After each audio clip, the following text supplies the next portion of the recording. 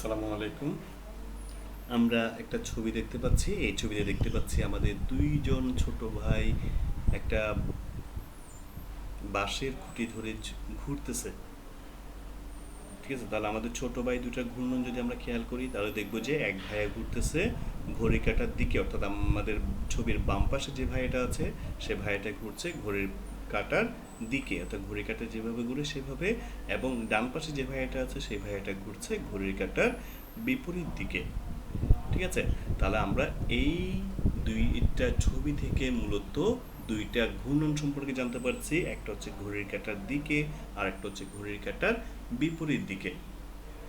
ঠিক আছে, তাহলে এই ঘূর্ণনটা আমরা কেন পড়ছি? এটা পড়ছি আমরা মূলত আমরা এখন যে কোয়ান্টাম সংখ্যাটা পড়বো সেই কোয়ান্টাম সংখ্যাটার নাম কিন্তু স্পিন বা ঘূর্ণন কোয়ান্টাম সংখ্যা। ঠিক আছে, তাহলে এই স্পিন বা ঘূর্ণন কোয়ান্টাম সংখ্যা বলতে কি বোঝায়? তাহলে স্পিন বা ঘূর্ণন কোয়ান্টাম সংখ্যা হচ্ছে মূলত যে কোয়ান্টাম সংখ্যাগুলো প্রত্যেকটা ইলেকট্রনের নিজ অক্ষের উপর ঘূর্ণনের দিক নির্দেশ করে। এখন তোমরা বলতে পারো যে নিজ অক্ষের উপর ঘূর্ণন বলতে কি বোঝায়? তাহলে এইটা বোঝার জন্য তোমরা উদাহরণ হিসেবে নিতে পারো আমাদের পৃথিবীর ঘূর্ণনকে।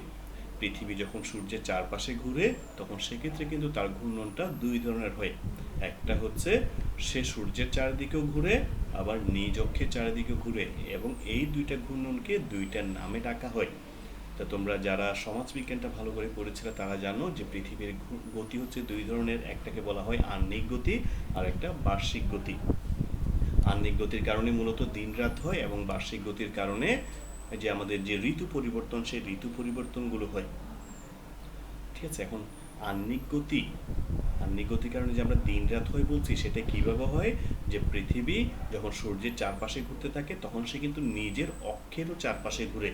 তো যখন সে নিজের অক্ষের চারপাশে ঘুরে তখন পৃথিবীর যে অংশটা সূর্যের সামনাসামনি থাকে সেই অংশটা আলোকিত হয় এবং বিপরীত পাশটা অন্ধকার হয়। ঠিক আছে, এগুলো তোমরা নিশ্চয়ই আগে পড়ে এসছো।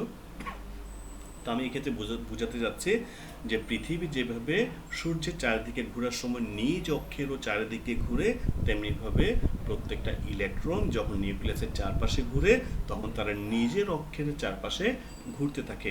তবে তাদের ঘূর্ণনটা দুই রকম হয়, নিজের অক্ষের উপর ঘূর্ণনটা দুই রকম হতে পারে। এই দুই রকম ঘূর্ণনটা হচ্ছে আমরা ছবিতে যেরকম দেখতে পাচ্ছি একই রকম।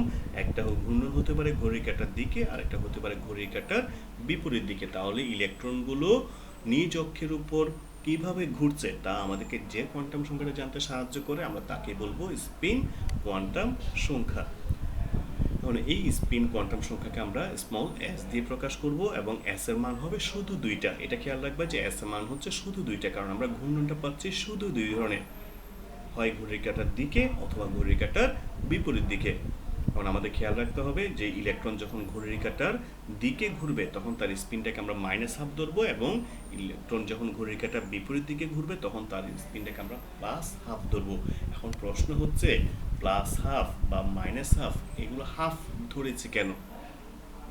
এখানে হাফ ধরার কারণটা হচ্ছে মূলত প্রত্যেকটা শক্তি স্তরে যতগুলো ইলেকট্রন থাকে তার অর্ধেক সংখ্যক ইলেকট্রন।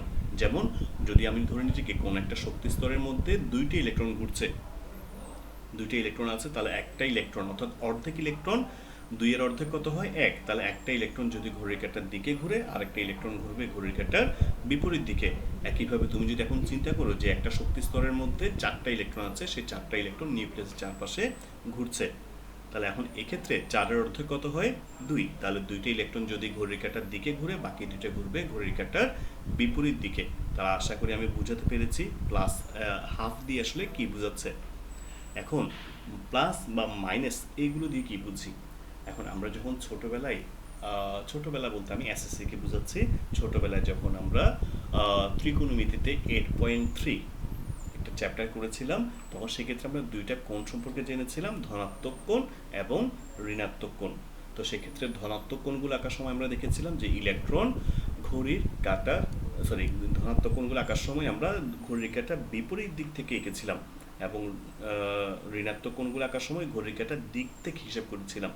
সেজন্য ওইটা যদি আমাদের মাথায় থাকে এখন আমরা বলবো যখন ইলেকট্রনগুলো ঘড়ির কাঁটার দিকে ঘুরবে তখন তার স্পিনটা হবে মাইনাস, এবং যখন ঘড়ির কাঁটার বিপরীত দিকে ঘুরবে তখন তার স্পিন হবে প্লাস।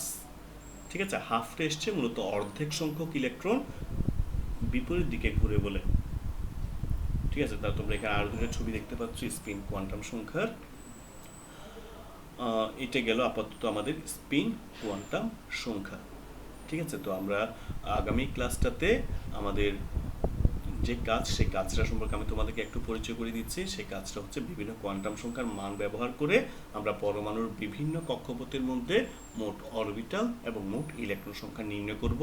এবং এইটা নির্ণয় করতে গেলে আমাদেরকে আগে যে আমরা কোয়ান্টাম সংখ্যাগুলো নির্ণয় করেছিলাম, সেই কোয়ান্টাম সংখ্যাগুলোর নির্ণয় সূত্রগুলো অবশ্যই অবশ্যই মাথায় রাখতে হবে। এবং আমাদেরকে অবশ্যই অবশ্যই এটা জানতে হবে যে এখান থেকে একটা প্রশ্ন অবশ্যই হবে, এটা আমাদেরকে অবশ্যই মনে রাখতে হবে। ঠিক আছে, এখান থেকে একটা প্রশ্ন হওয়ার চান্স বেশি। সেজন্য আগামীকালের ক্লাসটা আমি মনোযোগ দিয়ে করার জন্য আহ্বান জানিয়ে আজকের মতো এখানেই শেষ করছি। খোদা হাফেজ।